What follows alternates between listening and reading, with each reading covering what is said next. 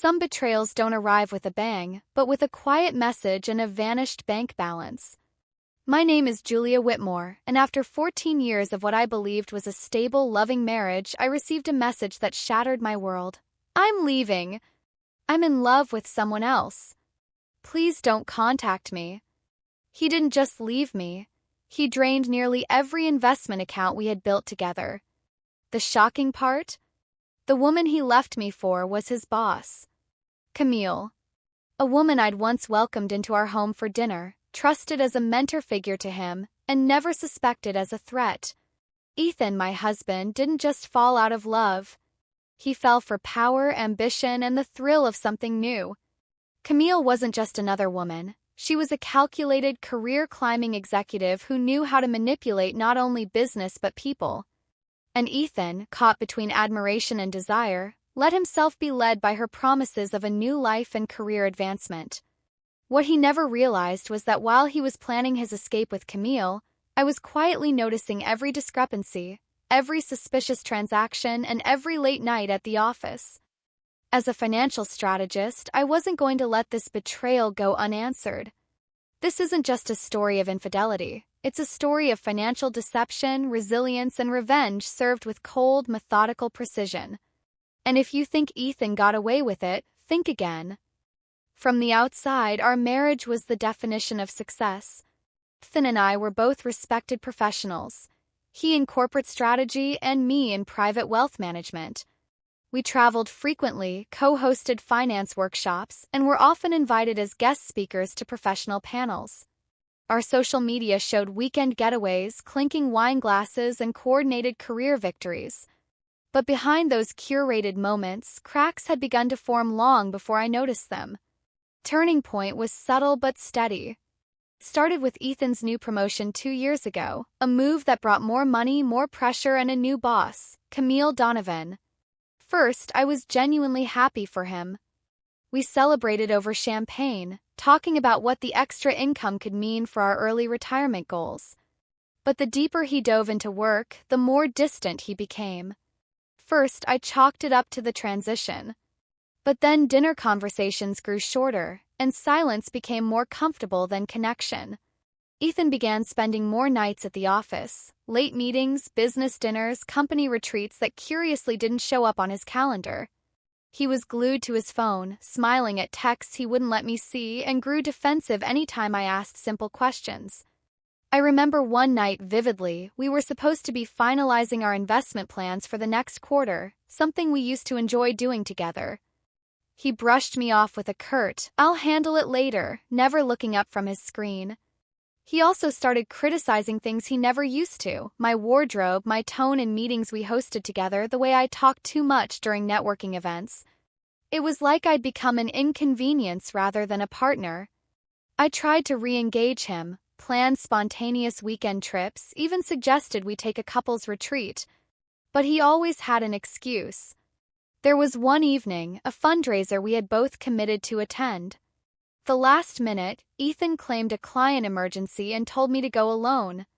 But later that night, I saw pictures online of him at a trendy rooftop bar, with Camille. It was labeled a team celebration. He never mentioned it.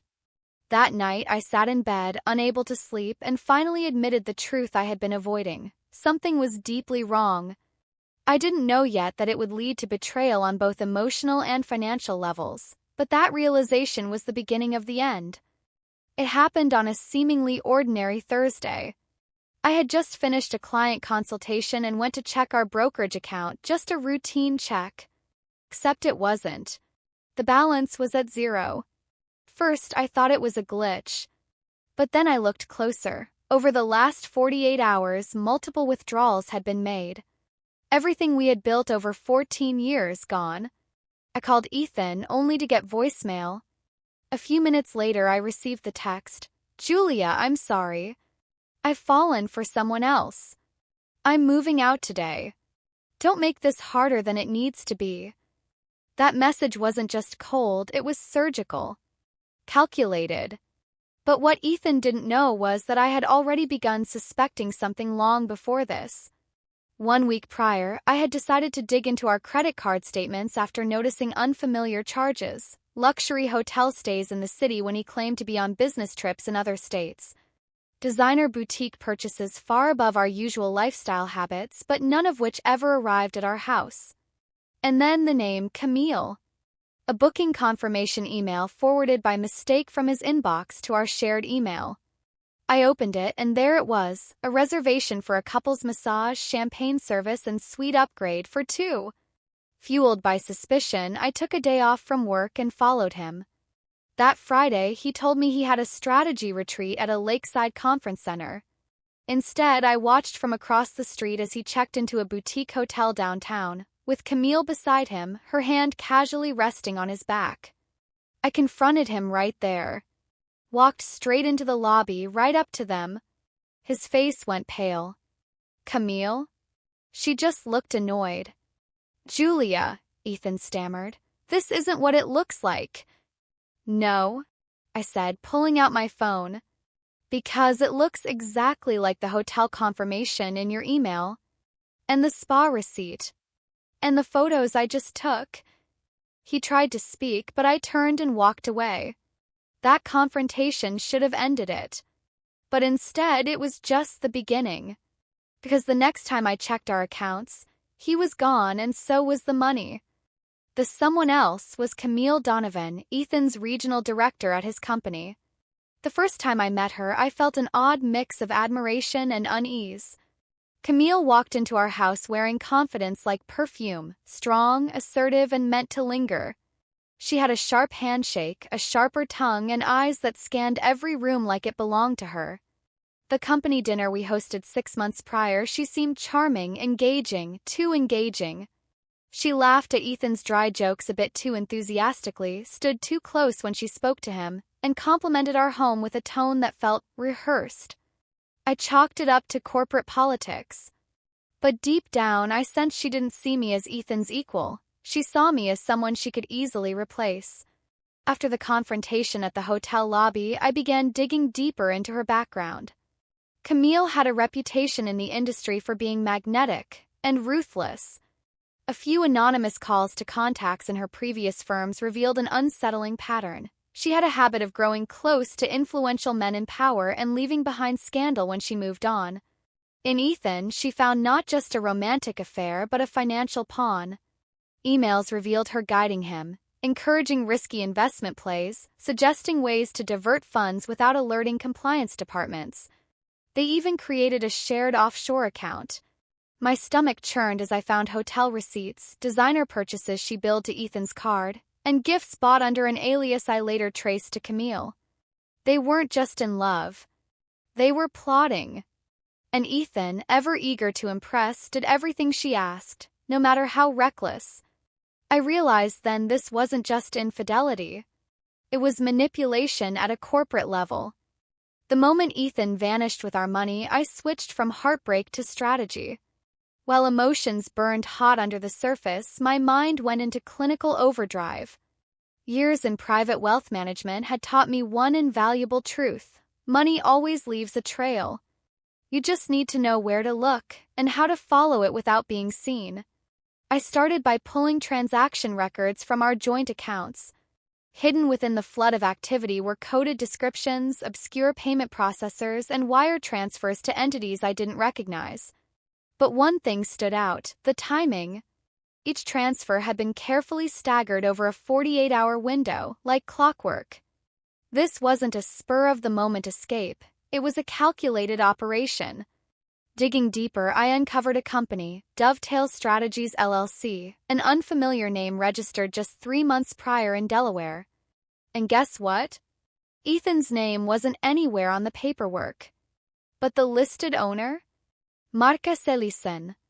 A name I'd never heard before, until I cross-referenced it with a casual conversation from an old dinner party.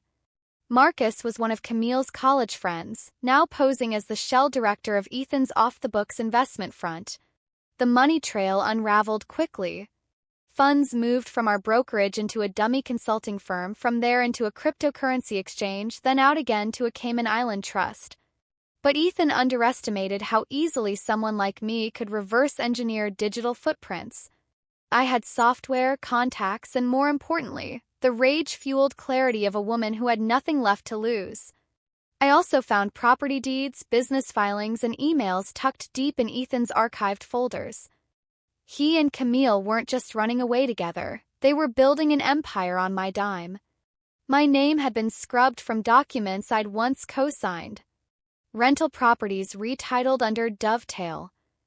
Investments liquidated and reinvested in strategic growth projects, which translated to beachfront condos and stock purchases in Camille's brother's failing startup. With every page I printed and filed, my sense of betrayal deepened, but so did my resolve. Ethan hadn't just walked out on our marriage. He'd stolen my trust, my future, and my professional credibility. But he'd left behind just enough breadcrumbs to lead me right to his door. By the time I compiled my evidence binder, 300 pages thick, I wasn't the victim anymore. I was the storm. I called in a forensic accountant I'd once mentored, a brilliant, meticulous analyst named Leo Park. He had a knack for following financial paper trails like a bloodhound on scent. When I explained the situation, his expression hardened. "Let's bury them in their own numbers," he said. We set up in my home office, flipping through printed statements, spreadsheets, and archived emails. The more we dug, the more sickeningly intricate Ethan and Camille's scheme became. There were overlapping transactions, ghost vendors, and accounts created with shell identities. Leo shook his head more than once. "This isn't amateur hour." They had help. That's when I contacted Dana Chin. Leo was the scalpel, Dana was the hammer. A divorce and financial fraud attorney with a reputation for dismantling the most bulletproof defenses. Dana didn't waste time with sympathy. She listened, flipped through the evidence binder, then looked at me and said, "We're going on the offensive." We filed for an emergency asset freeze within 48 hours. Dana stormed into court with our evidence and presented it like a military dossier, precise, strategic, damning. Courtroom was tense. Ethan wasn't there yet, but his attorney, young, slick, and visibly nervous, was. When the judge reviewed our submission, I saw his jaw tighten. Dana spoke calmly but with steel in her voice. "Your Honor, my client's former spouse has committed financial misconduct, misrepresentation of marital assets, and collusion with a corporate executive to transfer joint funds into private accounts without consent." The freeze was granted on the spot. That night, Ethan called me for the first time in weeks. His voice was shaking with forced calm. "What the hell are you doing, Julia?" "I'm protecting what's mine," I replied, my tone like ice. "You've made a huge mistake," he said. "No," I answered. "You did. And now you get to live with it." Camille, on the other hand, tried a different tactic. She emailed me under a private alias, asking if we could talk, woman to woman. I didn't reply. The next day, Dana received a subpoena request to seize the contents of Camille's offshore account. Pressure was mounting. We weren't just reacting, we were taking back control. I wasn't the woman Ethan abandoned anymore. I was the threat they never saw coming. Camille always wore confidence like armor, tailored blazers, a poised smile, and a voice that could soothe anxious investors in seconds. She was the kind of person who thrived under pressure, who could juggle numbers, egos, and deadlines without missing a beat. For years, I admired that about her. I even believed it made us stronger as a couple, two professionals, smart and strategic, building a life that others envied. But the moment we subpoenaed her communications, that polished exterior began to crack. It started subtly. A flinch when her phone buzzed. A hollow excuse about late meetings. I'd suspected something was off, but I never anticipated what the emails would reveal. When the first batch came through from our legal team, I sat in stunned silence as pages of correspondence scrolled across my screen. Camille and Ethan, my colleague and former friend, weren't just having an affair. They were orchestrating a fraud scheme that would have made a white-collar criminal blush. Her emails to him dripped with both affection and strategy. Romantic getaway plans nestled between encrypted documents. Winks and heart emojis bookend discussions about leveraging her position at our firm to access confidential client data. She'd quietly exported names, contact details, investment habits, everything someone like Ethan needed to poach them for unauthorized side deals. He pitched alternative portfolios to them under the table, promising higher returns while bypassing his employer's compliance protocols entirely. It was textbook financial misconduct, insider access, client exploitation, and intentional evasion of federal regulations. And Camille? She wasn't just complicit. She was the architect. Each email was another knife. There were discussions about covering their tracks, deleting logs, and even mocking my trusting nature. They spoke of starting fresh once the dust settled, perhaps in Costa Rica, with the stolen funds and a list of loyal clients they planned to siphon off. The betrayal wasn't just personal, it was professional, legal, and surgical in its precision. I remember the moment I printed out the key thread, one where Camille outlined how to exploit a particular client's portfolio settings. My hands trembled.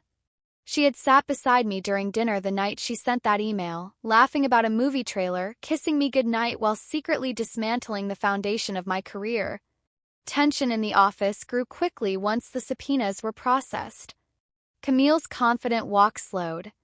Her eyes darted during meetings. She started arriving late, leaving early, avoiding conversations she once led. When we confronted her, she tried to deflect at first, claimed it was all being misunderstood, that Ethan had manipulated her.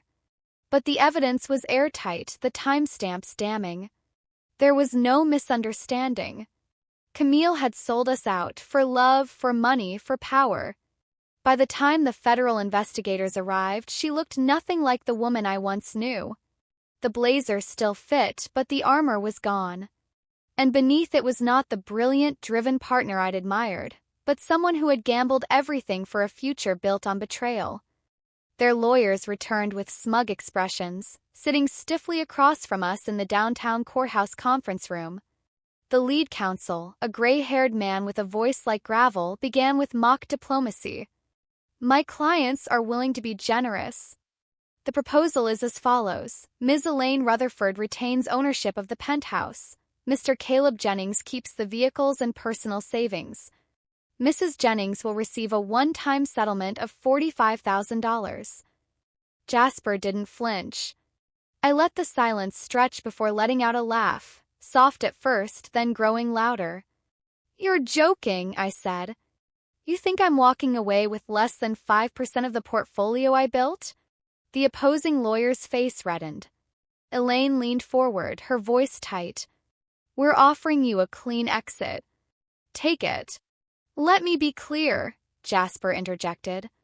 Your clients committed financial misconduct, falsified documents, and attempted to hide assets in an account fraudulently tied to my client's identity. We have full documentation. That account was never intended. Intent doesn't erase paper trails, Jasper cut in. Unless you want this to move into criminal court, you'll hear our offer. Tension in the room was thick. I opened my folder and slid a single document across the table. It was a freeze order for the shell company's account, signed and authorized. Elaine's hands curled into fists. Caleb stared at the document, jaw clenched. Here's our proposal, I said. I retain full ownership of all assets currently held in the trust. Caleb pays a $100,000 penalty for breach of fiduciary and marital responsibility. Elaine withdraws all claims and drops any countersuits. In exchange, we do not forward evidence to the SEC, DOJ, or your board of directors. The room went dead silent. Even the air conditioner seemed to stop. You're bluffing, Caleb finally said, his voice low. I leaned in. Try me. The lead counsel shifted uncomfortably, looking at Elaine, then back at Caleb. We'll need a recess to discuss with our clients. 20 minutes later, they returned. We accept the terms. The silence that followed wasn't triumph. It was the sound of two careers quietly collapsing. 3 months later, the city skyline glowed golden outside the glass windows of my new apartment, the one I bought with my name, my income, and no shadows. It was the evening of our official launch party. Layla and I had just completed the paperwork for our new consulting firm, Phoenix Rising. We served women escaping toxic marriages and manipulative financial troubles. The guest list included lawyers, therapists, and former clients turned partners. As the room buzzed with conversation, I stepped out onto the balcony, a glass of rose in my hand. The breeze was light, the city below filled with weekend energy. For the first time in years, my chest felt open, comfortable. Inside, Layla raised her glass to silence. "I'd like to raise a glass," she said, her eyes sparkling with pride. "To the women who were underestimated, and the overconfident men who never saw them coming." Laughter echoed through the room. I clinked my glass with hers. The world didn't end when Caleb left. It was shattered. And through those cracks I rebuilt, not just a life but a mission. Elaine? She was forced to resign, her professional reputation tarnished by her own ambition. Last I heard, she was being scrutinized and denied severance pay by regulators. Caleb moved to a small studio downtown, the same man who once scoffed at anything less than a penthouse. Now he drives Uber part-time and has the nerve to send me "how are you" texts. I didn't respond. The best revenge isn't loud. It's progress. That night, as the party wound down and the candles burned low, I went to the bookshelf and pulled out a small leather-bound journal, one I'd started the day Caleb left. On the last page, I wrote a single line. She turned her pain into a blueprint and created a legacy. Then I closed it, stuffed it in a drawer, and turned back to my guests, ready for whatever came next. Life doesn't always pay off, but it always pays off. The betrayer may win the first battle, but the fighter wins the last. I didn't respond with anger. I responded with success. And neither can you. If you've ever been betrayed, underestimated, or wondered if you were strong enough to get up, the answer is yes. All you need is a plan, an idea of one person, and believe in yourself. Thank you for listening to my story.